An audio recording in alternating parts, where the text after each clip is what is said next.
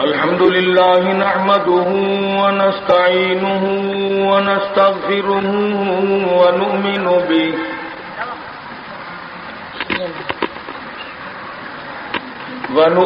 به ونتوكل عليه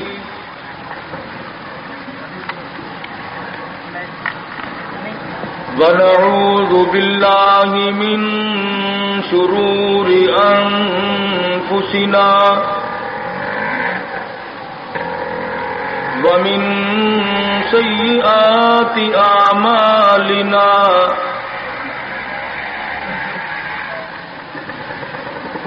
من يهده الله فلا مضل له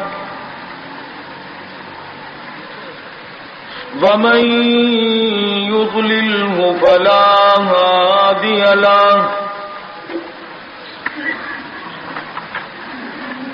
ونشهد أن لا إله إلا الله وحده لا شريك له ولا نظير له ولا مثال له ولا مثل له ولا معين له ولا بصير له ولا مشير له ونشهد أن سيدنا وسندنا ونبينا وشفيعنا وهادينا ومرشدنا ومولانا إمام الأنبياء وسيد الأنبياء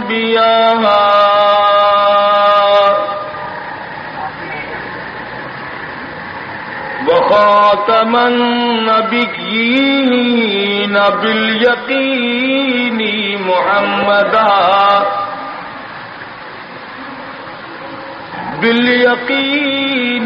محمدا عبده ورسوله أرسله بالحق بشيرا ونذيرا صلى الله تعالى عليه وعلى آله وأصحابه وأزواجه وذرياته وبارك وسلم تسليما كثيرا كثيرا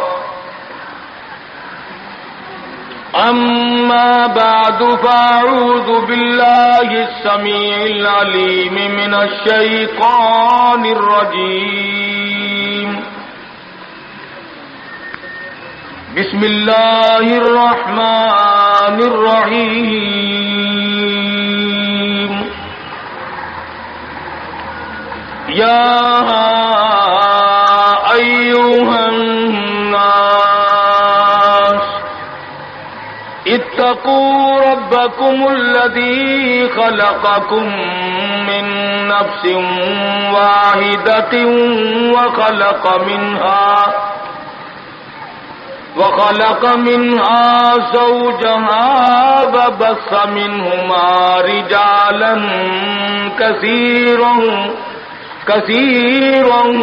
ونساء واتقوا الله الذي تساءلون به والأرحام إن الله كان عليكم رقيبا وقال النبي صلى الله تعالى عليه وسلم النکاح من سنتی فمن رغب عن سنتی فلیس منی وقال النبي صلى الله تعالى عليه وسلم من لم يرحم صغيرنا ومن لم يوقر كبيرنا فليس منا. وقال النبي صلى الله تعالى عليه وسلم من أحيا سنتي عند فساد أمتي فله أجر 100 شهيد. وقال النبي صلى الله تعالى عليه وسلم اذا ظهر الفتن وبالبدع فليظهر العالم علمه ومن لم يفعل فعليه لعنة الله والملائكة والناس أجمعين. صدق الله مولانا العلي العظيم وصدق رسوله النبي الكريم ونحن على ذلك لمن الشاهدين والشاكرين والحمد لله رب العالمين. درود شریف. اللهم صل على محمد وعلى آل محمد كما صليت على إبراهيم وعلى آل إبراهيم إنك حميد مجيد. اللهم بارك على محمد وعلى آل محمد كما باركت على إبراهيم وعلى آل إبراهيم إنك حميد مجيد.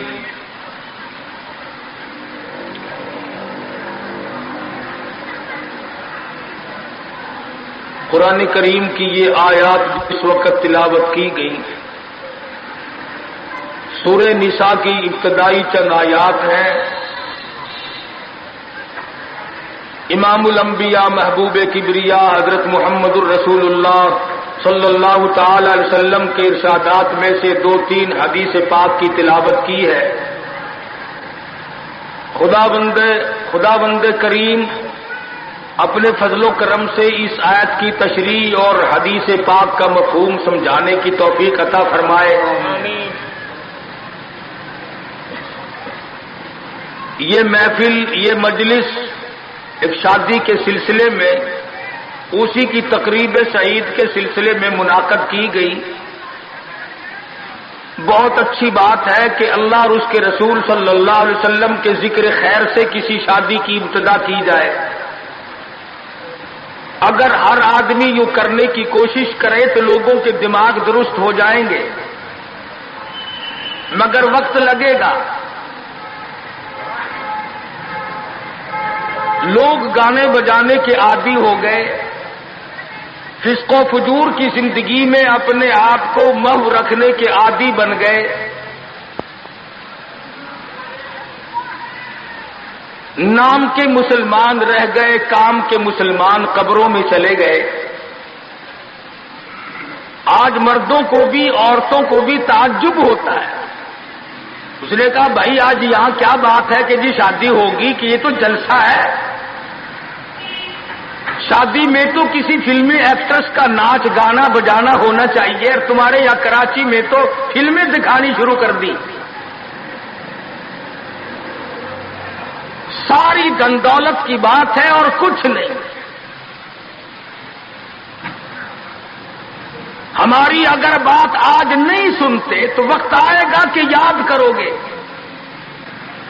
اس لیے کہتا کہ رنگ لائے گی ہماری فاقہ مستی ایک دن، رنگ لائے گی ہماری فاقہ مستی ایک دن، مٹ جائے گی اے ستم گر تیری ہستی ایک دن. بڑوں بڑوں کو ہم نے سیدھا ہوتے دیکھا ہے. جب مصیبت کا چکر پڑتا ہے، جب پریشانیوں کا ازدحام آدمی کے اوپر ہوتا ہے، ہوش نہیں آتا، پھر آدمی مسجد کا رخ کرتا ہے، لمبی لمبی دعائیں مانگتا ہے. اسی کو قرآن کریم کہتا ہے وَإِذَا أَنْعَمْنَا عَلَى الْإِنسَانِ أَعْرَضَ وَنَأَىٰ بِجَانِبِهِ. جب آرام پہنچتا ہے، کاروبار صحیح چلتا ہے تو کروٹ نہیں بدلتے. اللہ کا نام لینے کی توفیق نہیں رہتی، خدا بند کریم کو یاد کرنے کے لیے وقت نہیں ملتا۔ اتنا لمبا پہاڑ شادی کا بنا دیا، غریب آدمی کے بس کی بات نہ رہی۔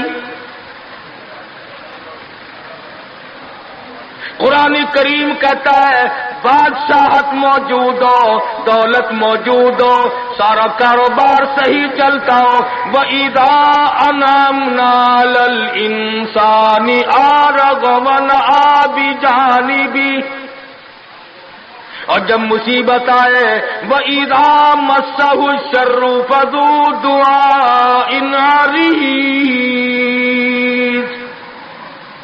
بڑی لمبی لمبی دعائیں مانگتا ہے، سجدے میں پڑھ کے روتا ہے، اے پروردگار، او میرے رب میرے حال پہ کرم فرما۔ جب مصیبت ٹل جاتی ہے پھر خرمستی کرتا ہے۔ امام الانبیاء محبوب کبریا حضرت محمد مصطفیٰ صلی اللہ تعالی علیہ وسلم کی شادی کا وقت آیا، آپ بالکل نادار ہیں، مفلس ہیں، غریب ہیں۔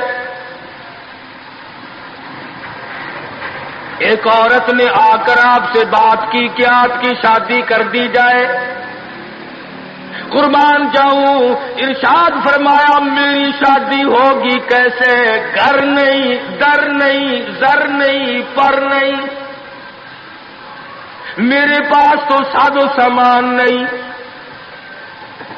وہ کہنے لگی ایسی عورت سے اگر نکاح ہو جائے جس کے پاس دولت بھی ہو، سب کچھ موجود ہو، ارشاد فرمایا میں کس طرح سے کروں؟ وہ مجھ سے بھی تو مطالبہ کرے گی۔ صاحب کہنے لگی سیدہ خدیجہ رضی اللہ تعالیٰ عنہا، جس کو مکے کے بڑے بڑے چودھریوں نے پیغام دیے تھے، نکاح کے لیے آئے تھے، بڑے بڑے لوگوں نے پیغام دیے، دولت مند آئے، چودھری آئے، مکے کے رئیس آئے، بڑے بڑے قریش آئے، لیکن خدیجہ کہنے لگی او لوگوں تمہیں کیا معلوم ہے، میں نے ملازم رکھ کے دیکھ لیا، میں نے کاروبار کرا کے دیکھ لیا، خدا کی قسم میں چوبارے پہ کھڑی تھی، جب حضور اکرم صلی اللہ علیہ وسلم چلنے لگے میرا سامان لے کر، میری آنکھوں نے دیکھا بادل نے چھاؤ کر لی تھی۔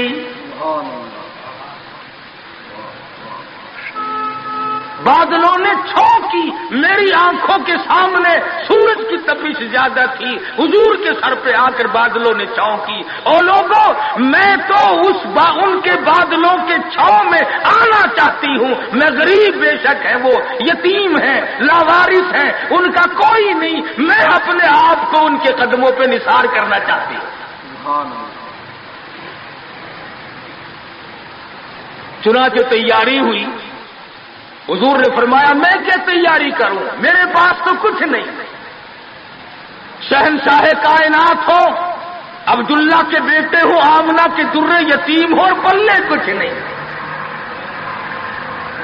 ابو طالب نے نکاح کا خطبہ پڑھا، سیرت کی کتابوں میں موجود ہے، مقدمہ ابن خلدون میں، دیگر کتابوں میں ابو طالب کے یہ الفاظ ہیں، او لوگوں آج اگرچہ میرے بھتیجے کے پاس دھن دولت نہیں، حکومت نہیں، تجارت نہیں، لیکن میرا یقین کہتا ہے ایک وقت آئے گا ساری دنیا کی دولت قربان کر دی جائیں گی۔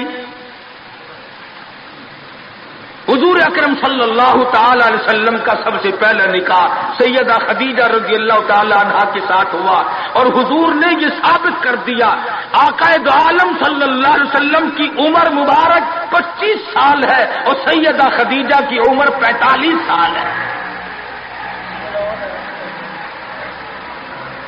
آج اس قسم کی شادی کر کے تو دیکھے کوئی، تم خاموش ہو کے بیٹھو یا نیچے اتر جاؤ یہاں سے۔ تو عرض کر رہا تھا عمر کا تناسب نہیں، نبی نے ہر اس رسم کو توڑا، ہر اس ذوم باطل کی تردید کر دی عملی طور پر، جس کو دنیا کے لوگ چلا کرتے تھے اور بازاروں میں دندنایا کرتے تھے۔ یہ کوئی مناسبت ہے کہ حضور کی عمر شریف 25 برس ہے اور خدیجہ کی عمر 45 برس ہے؟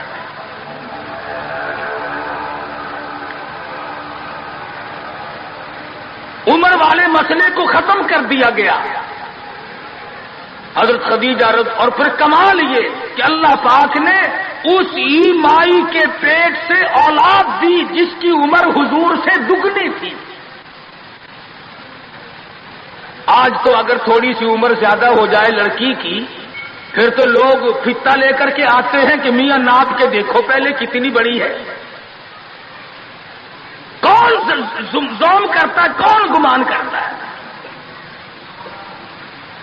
پچھلے سال میرے پاس ایک آدمی آیا اور کہنے لگا قاری صاحب ایک دعا کر دے۔ میں نے کہا کہ پہلے تو لڑکی کا رشتہ مانگنے کے لیے کافی لوگ آتے تھے، ہمیں ہوش نہ آیا، اب عمر کچھ زیادہ ہو گئی، اب کوئی مانگتا ہی نہیں۔ میں نے کہا دریا چناب میں دھکا دے دو، اب لے گا کوئی نہیں۔ پتہ چلا شرافت بڑی چیز ہے، طہارت بڑی چیز ہے۔ یہ عمر کا بھی مسئلہ جو ہے یہ دیکھنے آج کل اگرچہ دیکھنا پڑتا ہے لیکن اس کی مناسبت کوئی نہیں۔ اگر لڑکی کی عمر زیادہ ہو تو حضور کے عمل نے پہلے یوں تردید کر دی، اور پھر ایسا وقت بھی آیا کہ حضور اکرم صلی اللہ علیہ وسلم کی عمر مبارک تقریباً 42 برس ہے اور سیدہ عائشہ صدیقہ رضی اللہ تعالی عنہا کی عمر 6 برس ہے۔ حضور کے عمل نے اس بات کو بھی توڑ دیا کہ اگر لڑکے کی زیادہ عمر ہو جائے تو کوئی بات نہیں، سنت کے خلاف نہیں ہے، شریعت کے خلاف نہیں ہے۔ سیدہ عائشہ صدیقہ رضی اللہ تعالی عنہا کی عمر مبارک اس وقت 9 برس ہے جب رخصتی ہوئی، اور حضور صلی اللہ علیہ وسلم کی عمر شریف میں حیات اور زندگی میں سیدہ عائشہ صدیقہ نے 18 برس گزارے۔ تو میں عرض کر رہا تھا سیدہ خدیجہ رضی اللہ تعالی عنہا کا جب انتقال ہو گیا تو بچیوں کا تمام دیکھ بھال، نگرانی اور سارا اہتمام حضور کے گلے میں آ پڑا۔ آپ بڑے پریشان ہوئے، غرض کہ آپ نے اپنے عمل سے یہ سارے کے سارے زندگی کی جتنی رسومات تھی ان سلم کے بارے میں قرآن کریم نے صراحت کے ساتھ فرما دیا، وَوَجَدَكَ عَائِلًا فَأَغْنَىٰ۔ اور میرے نبی، ہم نے خدیجہ کے مال کے ساتھ آپ کو بے نیاز اور مستغنی بنایا۔ خدیجہ رضی اللہ تعالیٰ عنہ مکے کی تاجرہ تھی، مکے کی رئیسہ تھی، مکے کی بہت بڑی دولت مند تھی، لیکن گھر میں حضور کے آ کر پھر یہ ہاتھ نہیں رکھا یہ دولت میری ہے، یہ مال میرا ہے، حضور کے سپرد کر دیا۔ اور میرے آقا میری جان بھی، میرا دل بھی، میرا ایمان بھی، میرا مال بھی، سارے کا سارا آپ کے حوالے۔ سیرت کی کتابوں میں موجود ہے، حضور نے فرمایا خدیجہ عورت ذات ہے، میرے حوالے مال کرے گی، کل کو ختم ہو جائے گا، پچھتائے گی۔ عرض کرنے لگی میرے آقا آپ چاہے ایک دن میں ختم کر دیں میں اوف نہ کروں گی۔ چنانچہ دوسرے ہی دن حضور اکرم صلی اللہ علیہ وسلم نے محض چند دنوں میں جتنی خدیجہ کی دولت تھی ساری مکے کے غریبوں میں تقسیم فرما دی۔ آج کل تو لڑکی جو کپڑا جو جہیز لے کر آئے، ایک ایک چیز پہ اصل تو گھر والے انشاءاللہ نام لکھ کر بھیجتے ہیں، پہلے سے ہی ہر چیز پہ نام لکھا ہوا ہوتا ہے، اور نام نہ بھی لکھا ہو اس کی نظروں میں ہے، مجال ہے کوئی اگلے گھر کا آدمی اس کی لائی ہوئی چیز کو ہاتھ تو لگا کے دیکھے، میاں تم کون ہوتے ہو، میں لائی ہوں۔ سیدہ خدیجہ کے عمل نے اس بات کی بھی تردید کر دی کہ جب تم شادی ہو کر کے آ گئی ہو تو تم بھی اور تمہارا مال بھی سب اس کے سپرد ہے۔ حضور صلی اللہ علیہ وسلم نے اپنی 11 شادیاں فرمائی، اور 4 بیٹیوں کی شادیاں فرمائی. سیدہ رقیہ رضی اللہ تعالیٰ عنہ کی شادی عثمان ذی النورین رضی اللہ تعالیٰ عنہ کے ساتھ فرما دی. دونوں کے دونوں میاں بیوی ایک جگہ بیٹھے تھے. حضور تشریف لے آئے, فرمانے لگے رب اکبر کی قسم میں نے ساری زندگی میں اتنا حسین جوڑا نہیں دیکھا. اور حضرت رقیہ رضی اللہ تعالیٰ عنہ نے حضرت عثمان کے ساتھ لگ کر حبشے کی ہجرت فرمائی, پھر مدینہ منورہ کی ہجرت فرمائی. اس لیے قرآن کریم نے فرما دیا یا ایھا الناس, اے لوگوں, او انسانوں, او آدمیوں, او مردوں, اے عورتوں, اتقوا ربکم, ڈرو اپنے پروردگار سے. کس معاملے میں ڈریں, کن حالات میں ڈریں, کیا کرتے ہوئے ڈریں؟ ربکم الذی خلقکم من نفس واحدۃ وخلق منها زوجها وبث منهما رجالا کثیرا ونساء. اے لوگوں, ڈرو اس پروردگار سے تمہیں ایک آدمی سے اور ایک عورت سے پیدا کیا گیا,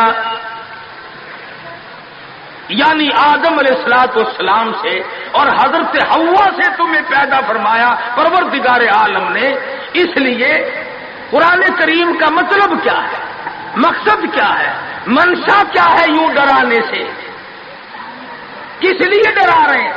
خداوند عالم فرماتے ہیں اگر تو امیر آدمی ہے, لڑکی غریبوں کی ہے, تو مجھ سے ڈر جا. یہ عیب نہ بنا کہ لڑکی غریب کی ہے, میں امیر ہوں. کیوں؟ میں وہ بے نیاز ہوں. شام کو سوئے لکھا پتی, صبح کو اٹھے تو ٹکڑوں کا محتاج. میں ایسا بھی کر دیتا ہوں, شام کو سوئے بادشاہ, صبح کو اٹھے تو جیل کی کوٹڑی میں پڑا. میں ایسا بھی کر دیتا ہوں کہ کروڑوں کا مالک ہے, اگر موت آ گئی تو کفن چندے کا پڑ رہا ہے. فرمایا لڑکی والوں کو یہ حق نہیں کہ وہ لڑکے کے بارے میں یہ کہیں کہ یہ تو غریب ہے, ہم اس کو کیسے دیں.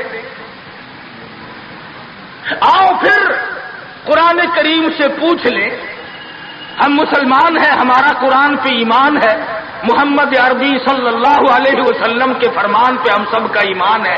آؤ قرآن سے پوچھے کہ لڑکا لڑکی کی جب شادی کرنے کی نوبت آئے تو کیا دیکھنا چاہیے, کیا ڈھونڈنا چاہیے, کیا تلاش کرنا چاہیے. قرآن کریم سے ہم نے پوچھا کیا بنگلہ دیکھے, فرمایا نہیں. آج بنگلے والا کل کو قبر میں ہو سکتا ہے. آج بنگلے والا کل کو فٹ پاتھ پہ سو کر کے وقت کاٹنے والا بن سکتا ہے. کوٹھی والا تلاش کریں, فرمایا نہیں. کوئی اونچی ملازمت والا, اونچی پوسٹ والا لڑکا تلاش کرے, فرمایا نہیں. زیادہ لکھا پڑھا دیکھیں, فرمایا نہیں نہیں. دھن دولت والا دیکھیں, نہیں. کاروبار والا تلاش کریں, فرمایا نہیں. لڑکی بھی اسی طرح سے مالدار کی تلاش کریں, فرمایا نہیں. دولت مندوں کی تلاش کریں, نہیں. پھر اے اللہ کے قرآن تو ہمیں بتا, ہم کیا معلوم کریں, کیا دیکھیں, کیا سنبھالیں, کس چیز کی تلاش کریں. فرمایا وَلَا تَنكِحُوا الْمُشْرِكَاتِ حَتَّىٰ يُؤْمِنَ. نعرہ تکبیر.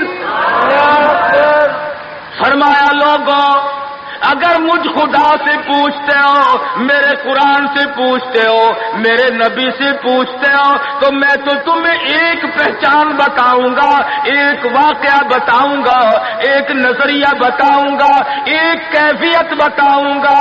تمہیں سب سے پہلے یہ دیکھنا پڑے گا وَلَا تَنكِحُوا الْمُشْرِكَاتِ حَتَّىٰ يُؤْمِنَ. اگر لڑکی مشرکہ ہے, شرک کرتی ہے, شرک کرتی ہے, الہ العالمین شرک تو کرتی ہے مگر مالدار بڑی ہے. اے پروردگار عالم، شرک تو کرتی ہے لیکن خوبصورت بڑی ہے۔ فرمایا وَلَأَمَةٌ مُؤْمِنَةٌ خَيْرٌ مِّن مُّشْرِكَةٍ وَلَوْ أَعْجَبَتْكُمْ۔ قرآن خود کہتا ہے مشرکہ لڑکی چاہے تمہیں مالدار نظر آئے، چاہے تمہیں خوبصورت لگے، آجبتکم، قرآن کے الفاظ ہیں، تمہیں عجیب معلوم ہوتی ہو، تمہیں اس کے انداز، اس کی چال، اس کی ڈھال، اس کی رفتار، اس کا سونا چاندی تمہیں بہت بڑی چیز دکھائی دیتی ہو۔ فرمایا اسی طرح سے لڑکے کا ولا تنکحوا المشرکات حتی یؤمنوا وَلَعَبْدٌ مُؤْمِنٌ خَيْرٌ مِّن مُّشْرِكٍ وَلَوْ أَعْجَبَكُمْ۔ الہ العالمین، لڑکا شرک تو کرتا ہے مگر مالدار بڑا ہے، لڑکا شرک میں تو ڈوبا ہوا ہے مگر خوبصورت بڑا ہے۔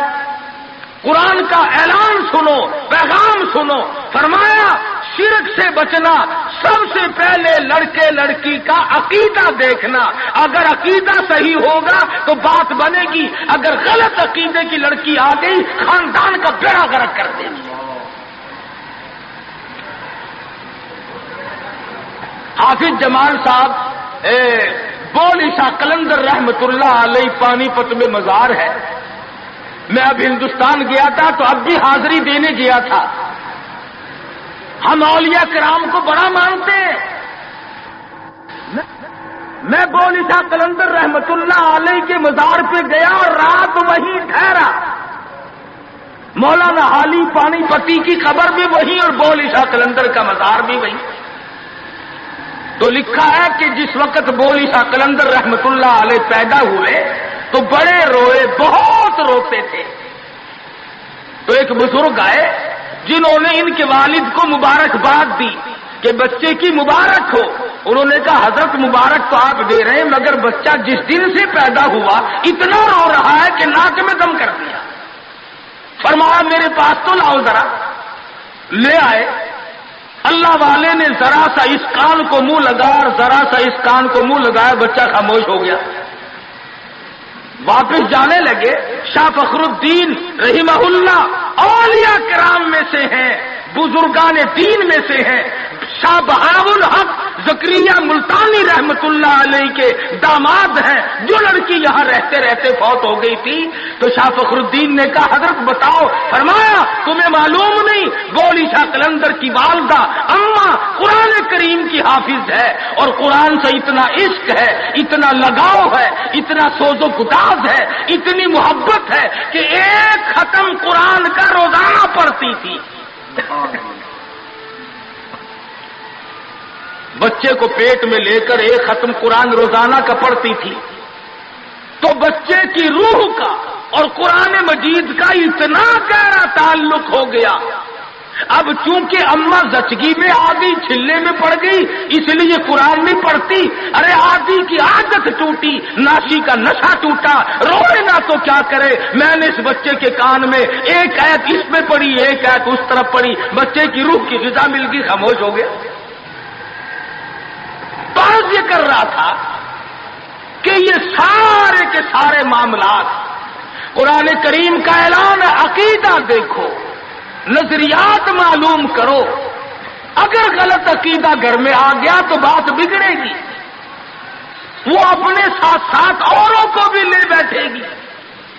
اور علماء کرام نے لکھا، تجربے سے بھی یہ ثابت ہوا کہ عورت کی جو گود ہے، عورت کی جو گود ہے، یہ پرائمری سکول بھی ہے، یہ مڈل سکول بھی ہے، یہ میٹرک سکول بھی ہے، یہ کالج بھی ہے، یہ وہ یونیورسٹی ہے جس سے نبی بے نیاز نہیں، ولی بے نیاز نہیں، کتب اور ابدال بے نیاز نہیں۔ اس کالج میں ہر بچہ پڑھتا ہے، ماں کی گود میں لازمی پڑھتا ہے۔ اور لوگوں اس کالج کو سنبھالو، اس پرائمری سکول کے استاد کو سنبھالو، اس کالج کے پروفیسر کو سنبھالو، اور وہ ہے بچے کی اماں۔ ہمارے یہاں بالخصوص عورتوں کی تعلیم کا، دینی تعلیم کا کوئی انتظام نہیں کرتے۔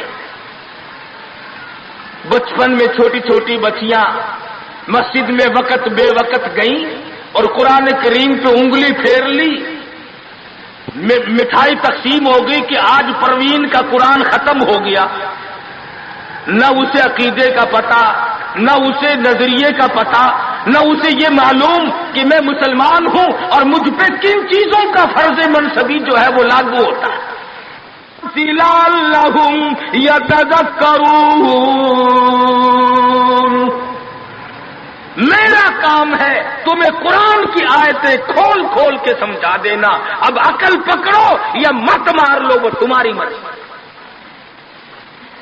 تو فرمایا اتقوا ربکم الذی خلقکم من نفس واحدہ، او لوگوں غرور نہ کرو، تکبر نہ کرو، یوں نہ کہو میرا لڑکا خوبصورت نہیں، ہماری لڑکی بڑی خوبصورت ہے، بہت ممکن ہے شام کو سوئے حسن والی صبح کو اٹھے تو آنکھوں سے جواب مل جائے، اس لیے کالے گورے کی بات کو لانا یہ بھی خدا کی خود پہ اعتراض ہے، اور مالدار غیر مالدار کی بات کرنا یہ بھی خداوند عالم کے اعتراض ذات پہ اعتراض ہوگا۔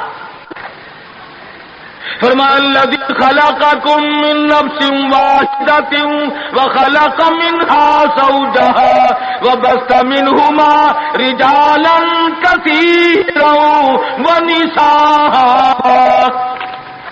ایک آدم کی اولاد، ایک حوا کی اولاد، کسی کو کسی طرح کا فخر کرنے کی اجازت نہیں، کسی کو کسی طرح کا غرور کرنے کی اجازت نہیں، کسی کو کسی پر فوقیت جتانے کی اجازت نہیں۔ ہاں فرمایا ان اکرمکم عند اللہ اتقاکم ان اللہ علیم خبیر، تقوی پرہیزگاری، عند اللہ اتقاکم ان اللہ علیم خبیر، تقوی پرہیزگاری، اللہ اللہ کرنا، اللہ کی حضور میں زیادہ سجدے کرنا، یہ ایک رحمت ایسی ہے جو آدمی کو اونچا کر دیتی ہے۔ علماء کرام نے لکھا ہے مکہ معظمہ میں اللہ پاک مسلمان کو زیارت نصیب فرمائے بیت اللہ شریف کی، آمین بھی نہ کہیو، عقید میں آمین بھی مہنگی ہو گئی ماشاءاللہ، اور ساری چیزیں تو مہنگی تھی، کراچی والوں تمہارے یہاں آمین بھی مہنگی ہو گئی، کیا کہنے تمہاری سہولیتوں کے۔ مکہ مکرمہ میں ایک شخص ایک باندی کا ہاتھ پکڑے ہوئے ہے اور وہ کہنے لگا میں اس کو 20 اشرفیوں میں بیچتا ہوں۔ ایک بزرگ تھے بغداد کے رہنے والے، انہوں نے آپ کی اتنی کم قیمت کیوں بتا رہا ہے؟ وہ کہنے لگا اس میں عیب ہے۔ کیا عیب ہے؟ اس نے کہا عیب یہ ہے کہ ساری رات نماز پڑھتی ہے اور سارا دن روزہ رکھتی ہے، اس میں یہ نقص ہے۔ اللہ والے نے خرید لی، اس نے کہا چلو میری ساتھ نماز پڑھا کے دیں گے، ایک کے بجائے 2 اللہ اللہ کیا کریں گے۔ چنانچہ عشاء کی نماز کے بعد اس باندی نے پوچھا کہ اے میرے مالک کوئی کام ہے میرے متعلق؟ کہا کوئی نہیں۔ لکھتے ہیں کہ عشاء کی نماز کے بعد مصلی پہ کھڑی ہوئی تھی، صبح کی اذان ہو گئی، قرآن پڑھتی رہی ساری عمر، اور جب دن تو کہنے لگی اللہ والے تم بغداد میں رہتے ہو، کوئی قرآن سنو۔ انہوں نے 2 آیتیں پڑھی، ہوش ہو گئی، منہ پہ پانی کے چھینٹے پڑے، پھر ہوش آیا، پھر قرآن کی 2 آیتیں پڑھی، سورت حدیث پوری نہ پڑھ سکے تھے، ایک ہماری اور جان دے۔ کیسا ذوق تھا، کس قسم کی محبت تھی اللہ پاک جانوں سے، اور کیا ایمان تھا کہ قرآن کریم کی شہید ہوگی، کوئی تلوار شہید ہوگا، کوئی لوہا شہید بنے گا، کوئی پتھر کھا کے مرے گا، ڈوب کے مرے گا، کوئی آگ میں جل کے مرے گا، کوئی ایکسیڈنٹ میں مرے گا، یہ اللہ والی خدا کا قرآن سن کے مرے گا۔ آج ہمیں یہ بات کہاں نصیب ہے؟ حضور اکرم صلی اللہ علیہ وسلم نے صحابہ کرام کو نکاح کی سنتوں کی تعلیم دی، ہمارے یہاں تو اتنا بکھیڑا بنا دیا کہ اب سنتوں تاریخوں کو کوئی پوچھتا ہی نہیں. حالانکہ خداوند عالم روزہ اپنی قدرت کے تماشے دکھاتے ہیں. ابھی ہفتہ نہیں ہوا ایک بس فیصلہ آباد سے بارات لے کر کے چلی اور ایک بس لاہور سے بارات لے کر کے چلی. شیخو پورے کے قریب تصادم ہوا. 9 آدمی ایک طرف سے، 7 آدمی ایک طرف سے، 3 آدمی موقع پہ مر گئے. دلہا بھی، دلہے باپ بھی، ماں بھی، بھائی بھی، سارا خاندان ختم ہو گیا. کیا پروگرام لے کر کے چلے ہوں گے، کیا ارادے لے کر کے چلے ہوں گے کہ یہ خوشی منائیں گے. لاہور کے جس محلے میں دلہن آنا تھا ہم اس محلے میں ٹھہرے ہوئے تھے. سجا رکھا ہے، یہاں مسحری بچھائی ہے، یہاں سامان رکھیں گے، یہاں فریج رکھا جائے گا، یہاں پنکھے رکھے جائیں گے، یہاں پر تمام مہمان ٹھہریں گے. خود قسم انتظار ہے سامان کا. اور کچھ دیر کے بعد 7 آدمیوں کے چھیچڑوں اور بوٹڑیوں کی گٹھڑیاں بن کے آئی. اس لیے ہمیں ہر حال میں اللہ کے قہر اور غضب سے ڈرنا چاہیے. ڈرتے نہیں. ہمارے ملتان میں ایک بہت بڑے ٹرانسپورٹ نے اپنی بچی کی شادی کا پروگرام بنایا تو برات بھی بہت بڑی آنی تھی. بڑے گاجے ہو رہے تھے اور بڑا ٹھیٹر تماشا کھانا پکانا. اچانک ٹیلی فون ہے کہ شور کوٹ کے پاس ٹکر ہو گئی، ساری کار ختم ہو گئی. جس میں لڑکا تھا وہ بھی ختم ہو گیا. تو کسے معلوم صبح کیا ہو جائے گا اور شام کو کیا ہو جائے گا، کل کیا ہو جائے گا، کون جانتا. یہ تو آج ہم بدنصیب لوگ ہیں، اللہ کی ذات پر ہمارا یقین نہیں اور فال کھولنے والوں کو یقین کر لیتی ہیں، عورتیں بھی اور مرد بھی. ہاتھوں کی لکیر دیکھ کر لوگ تقدیر بتاتے ہیں. ساری عمر قرآن پڑھنے کے بعد اپنی تقدیر کا پتہ نہیں. میں کہتا ہوں کہ نبی کو اپنی تقدیر کا علم نہیں کہ صبح کیا ہوگا. رسول کو علم نہیں، وقت کو علم نہیں. اور یہ فٹ پاتھ پہ بیٹھ کر لوگوں کے ہاتھوں کی لکیر دیکھ کر تقدیر بتاتے ہیں. دس پر یقین کیا جاتا ہے. ہم ہیں مسلمان. ایک مرتبہ لاہور میں فٹ پاتھ پہ بیٹھا ہوا آدمی لوگوں کے ہاتھوں کی لکیر دیکھ رہا تھا اور تقدیر بتلا رہا تھا. بڑے لوگ کھڑے تھے، اچھے خاصے بڑے لوگ. کسی کو کہتا تھا تجھے بڑی اونچی ملازمت ملے، بہت اونچی پوسٹ پہ تو جائے گا. بس بابو جی اکڑ جاتے تھے، کیا کرنا بس کیوں جی گورنر سے کم تو نہیں ہوں گا نا. اور ایک کو وہ لکیریں دیکھ کے کہنے لگا کہ تمہاری بہت فرسٹ لیڈی کے ساتھ شادی ہوگی. تو وہ تو بہت ہی چوڑا ہو گیا. اس نے کہا کیا بات ہے. اور لوگ پیسے بھی دے رہے تھے اور تقدیر لکھ رہے تھے.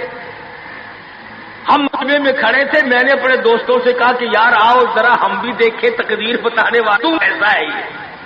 اور مجمع میں سے آگے کو نکل کر میں نے بھی آگے ہاتھ کر دیا. میں نے کہا سائی جی ذرا دیکھو میری تقدیر شادی ہے کہ نہیں. اور بدبخت اچھی طرح دیکھی بھی نہیں. میرا ہاتھ جھٹک کر کے کہنے لگا نہیں تیری شادی نہیں ہوتی. اور میں کہا کھوتے تیرے باپ کے 8 بچے کھیل رہے ہیں.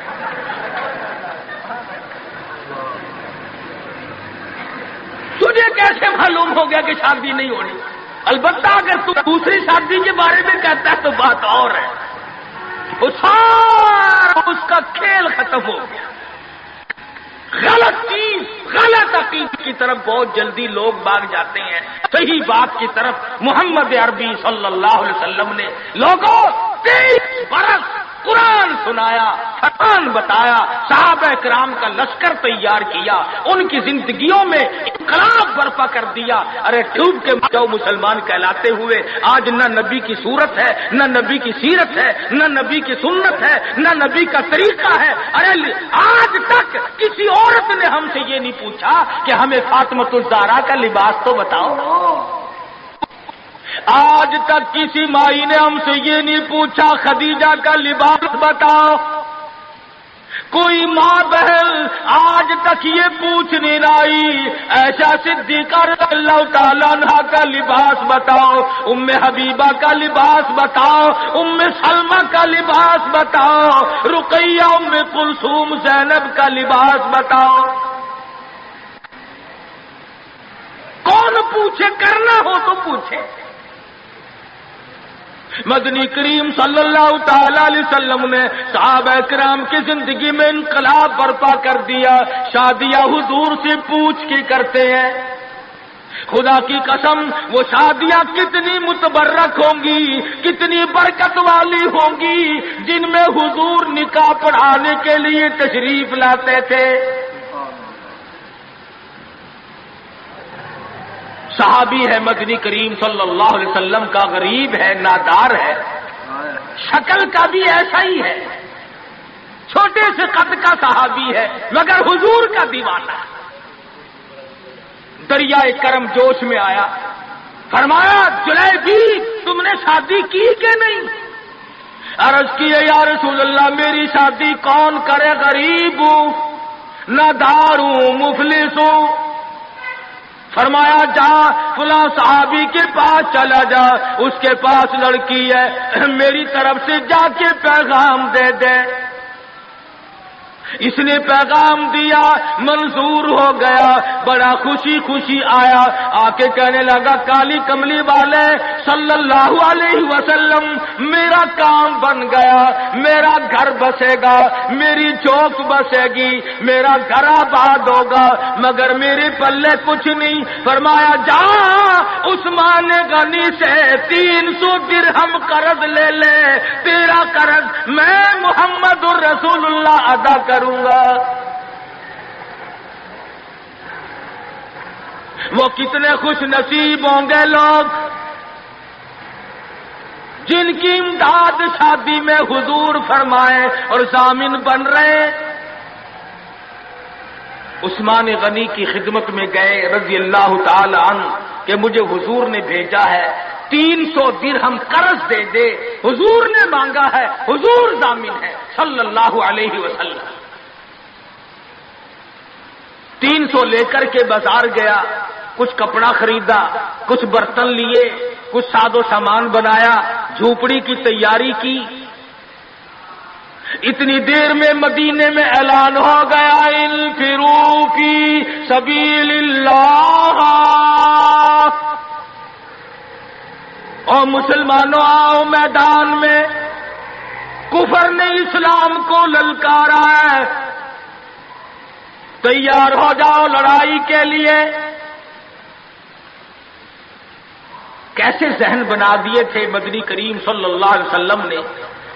تو ایسا ہو، اس لیے کہتا جفا جو ہوتی ہے عشق میں وہ جفا ہی نہیں، جفا جو ہوتی ہے عشق میں وہ جفا ہی نہیں، اور جو بے ستم ہو محبت اس میں کوئی مزہ ہی نہیں، جو کسی کے فرمان پہ مار کھائی جائے بڑی لذت آتی ہے۔ صحابی حضور کی خدمت میں نہیں جاتا اور میرے آقا جہاد میں جاؤں یا شادی کروں، آپ مجھے حکم دیں جو فرماؤ گے کروں گا، حضور کی خدمت میں نہیں جاتا، شادی کا پروگرام خود بخود ملتوی کر دیتا ہے۔ اسلام کی عظمت بڑی شے ہے، شادی اس کے مقابلے میں کوئی شے نہیں۔ زیور واپس کر دیے، کپڑا واپس کر دیا، برتن واپس کر دیے، گھوڑا تلوار لی، میدان جہاد میں سب سے آگے جا کے ٹکرا گیا اور زخم کھا کر شہید ہو رہا ہے۔ حضور میدان جہاد میں تشریف لائے، فرمایا میرا دیوانہ شادی میں مصروف ہوگا۔ کسی نے جواب دیا نہیں، فجرحت جرحن شدیدا، یا رسول اللہ ہمارے ماں باپ آپ پہ قربان ہو جائیں، وہ پیچھے نہیں، وہ تو 80 کے قریب زخم کھائے ہوئے نڈھال پڑا ہے، تلواروں تیروں کے 80 کے قریب زخم آئے۔ رحمت دو عالم صلی اللہ علیہ وسلم کا دریائے کرم جوش میں آیا، فرمایا اٹھا کر کے جلدی میرے پاس لے آؤ۔ صحابہ اٹھا کے لائے، رحمت والی گود میں سر رکھ دیا۔ اور لوگوں، کوئی اسپتال میں دم توڑے گا، کوئی ایکسیڈنٹ میں مرے گا، کوئی بیوی بچوں کے سامنے تڑپ تڑپ کے مرے گا۔ خدا کی قسم یہ صحابی کتنا خوش نصیب ہے، رحمت للعالمین کی رحمت والی گود میں دم توڑ رہا ہے۔ نعرہ تکبیر، شان صحابہ۔ اور مدنی کریم صلی اللہ علیہ وسلم نے آخری وقت میں پیشانی پہ بوسہ دے کر کے فرمایا فزت برب الکعبہ، اور نوجوان رب کعبہ کی قسم تو بڑا کامیاب ہے۔ حضور کی گود میں دم توڑ رہا ہے، کیا خوش نصیب ہے، دیدار کرتا ہوا جا رہا ہے رحمت دو عالم کا، گود حضور کی، دیدار حضور کا، ہاتھ حضور کا، پیشانی حضور چوم رہی ہیں۔ ارے لاکھوں مرنے قربان کر دوں اس صحابی کے ایک شہادت میں۔ اور پھر توجہ کرنا، ایک بات بتاؤں، بخاری شریف کی روایت میں ہے کہ صحابی کا جب دم ٹوٹنے لگا، جب آخری وقت آیا، حضور کی گود میں سے اچھل کر تڑپ کر اپنا رخسار حضور کے قدموں پہ رکھ دیا، حضور کے قدموں میں دم دے دیا۔ مدینہ منورہ میں اعلان کر دیا گیا شہید ہو گیا صحابی، آؤ نماز جنازہ تیار ہے۔ چاروں طرف سے لوگ آئے، سارا مدینہ ٹوٹ کے آیا۔ جب جنازہ لے کے چلنے لگے، ابو ہریرہ نے دیکھا کہ مدنی کریم صلی اللہ علیہ وسلم اپنے قدم مبارک بچا بچا کر کے رکھ رہے ہیں، جیسا کہ کانٹوں سے بچایا جاتا ہو، روڑوں سے بچایا جاتا ہو۔ ابو ہریرہ نے پوچھا میرے آقا اینٹ نہیں، روڑا نہیں، پتھر نہیں، آپ کس چیز سے قدم مبارک بچا رہے ہیں؟ فرمایا اس صحابی نے شادی والی عمر بھر کی تمنا، عمر بھر کی حسرت کو، عمر بھر کے ارمان کو، عمر بھر کی آرزوؤں کو حضور کے لائے ہوئے اسلام کی عظمت پہ قربان کر دیا۔ حضور فرماتے ہیں انی ارا مالا ترا، میں تمہیں کیا بتاؤں، اس کا جنازہ پڑھنے کے لیے آسمان سے 4000 فرشتہ آیا ہوا ہے۔ سنت کی اتباع بہت بڑی چیز ہے۔ مدنی کریم صلی اللہ علیہ وسلم نے اپنی بیٹیوں کی شادیاں کر کے صاف صاف بتا دیا کہ یہ طریقہ کار ہے، اس سے زیادہ اور کوئی حقیقت نہیں۔ سیدہ فاطمہ الزہرا رضی اللہ تعالی عنہا کی شادی کا وقت آیا، یہی رجب کا مہینہ ہے۔ ابو بکر صدیق رضی اللہ تعالی عنہ اور فاروق اعظم کو بلایا، فرمایا تمہیں پتہ ہونا چاہیے فاطمہ الزہرا سیانی ہو گئی ہے، میں نے نکاح کرنا ہے، مشورہ دو کس سے کروں؟ سبحان اللہ، نبی کے وہ مشیر بھی کتنے خوش نصیب ہیں کہ حضور اپنی بیٹی کے بارے میں بھی صدیق اور فاروق سے صلاح فرما رہے ہیں، مشورہ لے رہے ہیں۔ دونوں کے دونوں نے صاف فرمایا کہ علی سے بہتر کوئی نہیں۔ اندازہ لگاؤ وہ آپس میں اتنی محبت رکھتے تھے کہ ایک دوسرے کی شادی کے بارے میں حضور کو مشورہ دے رہے ہیں۔ فرمایا بہت اچھا، علی مرتضیٰ کو بلاؤ۔ بلا کے فرمایا کہ یہ میرا بھی ارادہ ہو گیا، اور ان دونوں حضرات نے مشورہ دیا کہ خاتون جنت کا نکاح تیری ساتھ کیا جائے، کچھ ہے پلے حق مہر دینے کے لیے؟ کہا یا رسول اللہ میں تو سپاہی آدمی ہوں، میرے پلے کیا ہے؟ یہ تلوار ہے اور یہ میری زرہ ہے جسے پہن کر میں جنگ کرتا ہوں، اور میرے پلے دھن دولت کچھ نہیں۔ تو فرمایا کہ یہ زرہ جو ہے اسی کو بیچ کر پیسے بنا لا۔ حضرت علی اٹھے، بیچنے کے لیے بازار جا رہے ہیں، راستے میں عثمان غنی ملے، فرمایا علی کہاں چلے؟ کہا میری آج شادی ہے، نکاح ہے، یہ زرہ بیچنے چلا ہوں، میں اپنی حق مہر دوں گا۔ فرمایا آجا سودا کریں گے۔ عثمان نے علی مرتضیٰ نے سودا کیا، 400 درہم میں سودا ہو گیا۔ جب اٹھ کے چلنے لگے حضرت عثمان نے زرہ بھی پیسے بھی حضرت علی کو واپس کر دیے اور فرمایا کہ خاتون جنت کی شادی ہو، خرچ عثمان کا ہو، میں بڑا راضی۔ حضرت عثمان غنی رضی اللہ تعالی عنہ سے پیسے لے کر حضرت علی حضور کے جب خدمت میں گئے تو فرمایا زیرہ بھی لے آئے، پیسے بھی لے آئے؟ کہ ہاں۔ عثمان نے سب کچھ دے دیا۔ حضور صلی اللہ علیہ وسلم کے بے ساختہ ہاتھ اٹھ گئے، فرمایا عثمان تجھ پر خدا رحم کرے، تو نے ساری عمر میرا ہاتھ بٹایا۔ تو حضرت عثمان غنی سے حضور بڑے راضی تھے۔ ایک چکی خریدی گئی، ایک مشکیزہ خریدا گیا، اور حضور صلی اللہ علیہ وسلم نے سادگی کے ساتھ نکاح فرمایا اور رخصت کر دیا، اور خود حضور سر پہ ہاتھ پھیر کر رخصت فرمانے کے لیے تشریف لے گئے اور برکت کی دعا کر کے واپس آ گئے۔ بتانا یہ چاہتا تھا کہ شادیوں کو لمبی چوڑے پکھنڈ اور یہ جو بنانا ہے وہ ہم نے بنائے، یہ سارے کا سارا رسموں کا کنواں ہم نے کھودا ہے۔ مہینوں پہلے انتظامات، مہینے پہلے بعد کو انتظامات، پھر لینا دینا۔ آج کل ویسے بھی چیزیں نہیں ملتی، مار سر میں درد ہو جاتا ہے کہ چینی کیسے پیدا کرے، گھی کیسے پیدا کرے، کہاں سے لائے اور کیا کیا جائے۔ میں یہ کہتا ہوں کہ لوگوں سادگی پہ آ جاؤ، نبی کی سنت پہ آ جاؤ، نبی کی غلامی میں آ جاؤ، اللہ اور اس کے رسول کے فرمان پہ آ جاؤ، سارے مسئلے چٹکیوں میں حل ہو جائیں گے انشاءاللہ۔ کوئی تکلیف نہیں کسی کو ہوگی، بالخصوص شادی کے بارے میں۔ آج غریب آدمی سوچتا ہی رہ جاتا اور بنتا ہی کچھ نہیں۔ تو صحابہ کرام نے اپنی زندگیوں میں ایسی تبدیلی کی تھی۔ سیدنا سلمان فارسی نے حضرت طلحہ سے کہا کہ طلحہ فلاں صحابی کے پاس لڑکی ہے، میں نکاح کر لوں گا، میرا بھی گھر بس جائے گا، ذرا تو پیغام دے کے آ۔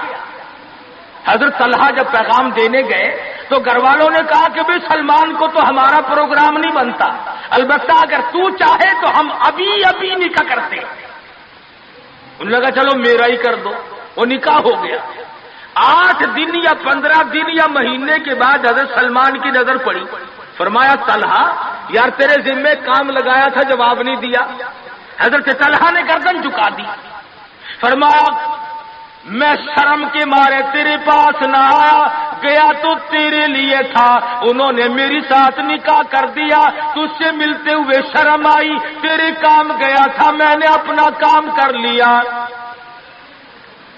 سلمان فارسی کا عمل دیکھو، نبی کی صحبت کا اثر تو دیکھو، نبی کی نظر کرم کا جلوہ تو دیکھو۔ سلمان نے رو پڑے، فرمایا طلحہ مجھے تجھ سے خود شرم آتی ہے، مقدر میں تو تیرے تھی، میں بیچ میں ٹانگ کیوں اڑا رہا تھا۔ آج ہمارے میاں یہ میری مانگ لے کے چلے ہو، میں دیکھ لوں گا تم کیسے بچو گے۔ روزانہ اخبارات میں قتل آتا ہے، منگیتر کو بھی مار دیا اور دوسرے کو بھی مار دیا، اور بے ایمانوں مارنا مرانا چھوڑ دو، کیا قصہ ہے یہ؟ تو میں عرض کر رہا تھا کہ یہ ساری زندگی شادی کی ہو، غمی کی ہو، ہماری حضور اکرم صلی اللہ علیہ وسلم کے فرمان کے مطابق ہونی چاہیے، پھر ہماری خوشیاں بھی رہیں گی، اور جتنی سادگی برتو گے اتنا ہی اس میں فائدہ ہوگا۔ افزائش نسل کے لیے اللہ پاک نے ایک ذریعہ بنایا۔ عیسائیوں میں کچھ اور طریقہ ہے، یہودیوں میں کچھ اور طریقہ ہے، ہندوؤں میں کچھ اور طریقہ ہے، سکھوں میں کچھ اور طریقہ ہے، اور ہمیں محمد مصطفیٰ صلی اللہ علیہ وسلم نے یہ طریقہ بتلایا کہ گواہوں کی موجودگی میں قاضی نکاح پڑھانے والا ایجاب و قبول کرتے، بس نکاح تو اس کا نام۔ ہم نے مکہ معظمہ میں، مدینہ منورہ میں کئی شادیاں دیکھی، نہ دیگ چڑھی نہ دیگچے چڑھے، نہ برات آئی نہ ڈھول بجا، آئے اور نکاح ہوا اور چھوارے تقسیم ہوئے اور دلہن کو بٹھا کر کے یوں ہی بھاگ گئے، بس لینا نہ دینا، نہ جہیز کی لعنت اور نہ اگلے کے ذمے کوئی چیز۔ تو قرآن کریم نے ان تمام چیزوں کی تردید کی ہے۔ ہمیں سب کو اپنی زندگیوں میں، اپنے بچوں کے اور بچیوں کے معاملات میں ان چیزوں پہ عمل کرنا چاہیے، اپنی زندگی کو سادہ بنا۔